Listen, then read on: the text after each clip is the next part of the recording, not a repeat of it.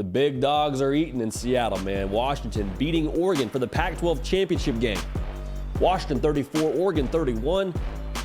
There's no more wondering when it comes to Washington.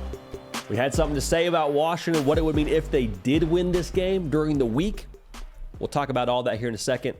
Make sure you're subscribed right here to the On3 YouTube channel. Your Washington Huskies just locked up a college football playoff spot. So we're going to talk about them. We're going to talk about their game they have set up going forward when we get a good gauge for what that game's going to be. How much recording this, we don't know their matchup, but feel pretty confident in saying that Washington will be in the college football playoff. Not too much questioning. Make sure you're subscribed again and make sure you follow me on Twitter and on Instagram. So, like I was saying, there is no more wondering here when it comes to Washington and what they are in the Pac-12. I said this going into the week. Y'all, I picked Oregon for the second time in a row. I have cried wolf many times on Washington. I have been wrong many times on Washington. And when it comes to the college football playoff, I don't know if I want to do that one more time.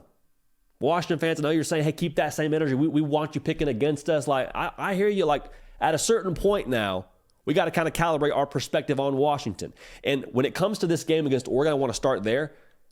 To beat a team Oregon's caliber at a neutral site in the way they did it, everything I expected Oregon to be against Washington, Washington had the edge in. I said, hey, Oregon, I think they're probably a better line of scrimmage team. Washington and Dylan Johnson made that very clear that was not the case.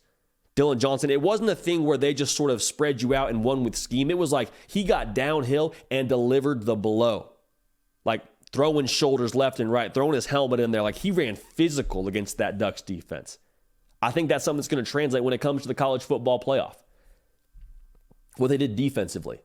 Yes, Bo Nix had a scramble that ultimately made those rushing numbers look a little bit better for Oregon. But as a whole, like you kept both those Oregon running backs to under 40 yards. A team that has been in the top 5 of yards per carry across the country. So, again, everything I thought Oregon would be, Washington was. And that doesn't stray from what I thought the quarterback was, Michael Penix. Michael Penix Jr., I knew he was good, but just the overall poise that he possessed, I thought was contagious. And the persona of a team is very much so, I believe, dictated by a team's leadership. Kalen DeBoer, Michael Penix Jr., you saw them post-game.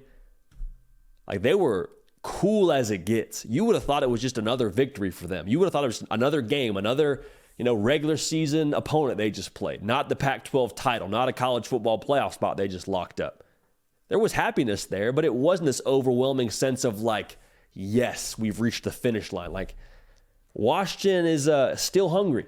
Those big dogs still want to eat, man. And so when it came to Michael Penix Jr., I knew he was a little bit different in this spot at least. When he trotted out there, and it was either the first or second in the series, and there was a miscommunication on the perimeter with his wide receivers.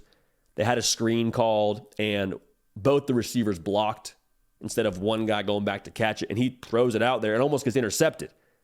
And he just thought it was funny. He's just kind of smiling like, yeah, hey, my bad, we're good. To be that poised in that moment, that's going to translate well to the college football playoff and their national title aspirations. Same thing with Kalen DeBoer. His team in the last Pac-12 title ever finds a way to get it done, and he's just like, yeah, good win for our team. They're a brotherhood. There wasn't this overwhelming sense of emotion. I thought that was impressive, and again, I think it's like, oh, they expected this. They expected to win this game. They expected to play the way they played against that Oregon team that Vegas was favoring by 9.5, almost 10 points, that I thought would cover. I don't know why, but we did. So if they're talented enough to be in every game, and I believe they are, I haven't even talked about Jalen McMillan and Rome Odunze and what they meant in this game, both over 100 yards receiving. They're talented enough to be in every game. And then I think the poise they have gives them more than the ability to play their best in every game. So talent and ability to rise to the occasion, like we've seen Washington do now multiple times in a row, they're going to be scary for whoever they draw. Now, I want to make sure we say this too, because there's been a lot made about Washington being last year's TCU. Finds a way to go undefeated during the regular season, couple of close games. They both wear purple. They're both teams that we're not super accustomed to seeing being in the college football playoff scene, even though Washington made the college football playoff before.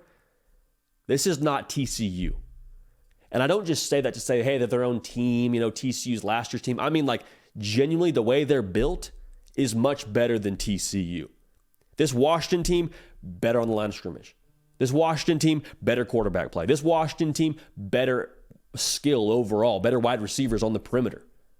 So when it comes to whoever they end up playing in this college football playoff, again, the rankings may be out, so you might already know the matchup.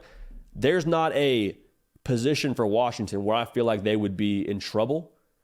Like after what we saw in that game, I'm leaning towards Washington and the field, quite honestly. But I'm not making a prediction there. Don't worry, we're not making a pick there. I'm just saying Washington overall, if they have that haymaker connecting, and we say it a lot, if they have the haymaker connecting, and Rome Odunze is getting his, and Michael Penix just putting the ball wherever he wants to, and then now Jalen McMillan is able to win how he wants to, and they can run the ball with Dylan Johnson, they're physical like that on the line of scrimmage, like they're going to be a very difficult out, and they will be terrifying for whoever they draw in that playoff.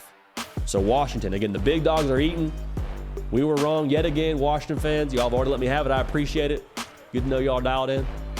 We're going to keep this party rolling. We'll see y'all next time. Hey y'all, thanks so much for watching. Subscribe to the channel here to make sure you don't miss an episode of The Hard Count. Also be sure to check out other videos on the On3 YouTube channel.